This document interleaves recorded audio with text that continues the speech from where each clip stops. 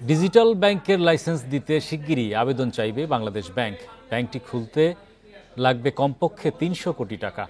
আগামী বুধবার বোর্ড সভায় এ বিষয়ে আলোচনা করবে কেন্দ্রীয় ব্যাংক। বিশ্লেষকরা বলছেন, ডিজিটাল ব্যাংকের জন্য যে ধরনের অবকাঠামো দরকার দেশে এখনও তা প্রস্তুত হয়নি। পাশাপাশি গ্রাহকদের অর্থের নিরাপত্তা নিশ্চিতের তাগিদ দিয়েছেন তারা। প্রচলিত ব্যাংকিংয়ের বাইরে প্রতিদিনই জনপ্রিয় হচ্ছে ডিজিটাল লেনদেন। সহজ ও দ্রুত সময়ের মধ্যে আর্থিক লেনদেনে ব্যবহার হচ্ছে ডিজিটাল ওয়ালেট।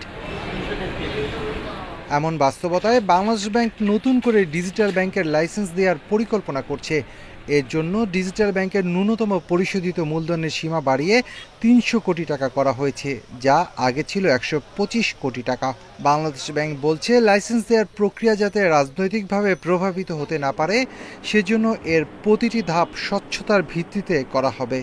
যারা উদ্যোক্তা হবে তাদের ইনভেস্টমেন্ট যত বেশি হবে, তত ওই প্রতিষ্ঠানটার অন্তত প্রাথমিক যে ভিত্তিটা সেটা সুদৃঢ় হবে। এই কারণে এখানে যেটা ১২৫ কোটি টাকা মূলধন ছিল কনসেপ্ট, সেটা এখন বাড়িয়ে ৩০০ কোটি টাকা করার সিদ্ধান্ত গ্রহণ করা।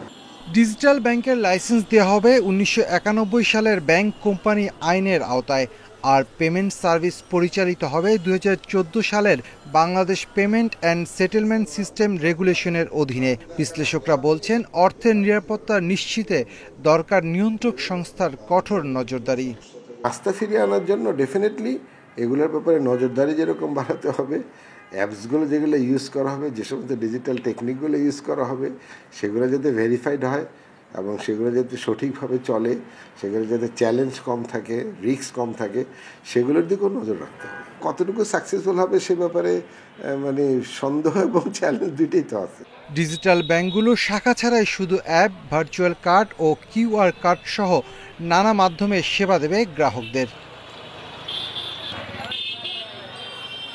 Shafil Alam Sujon, independent news, Dhaka.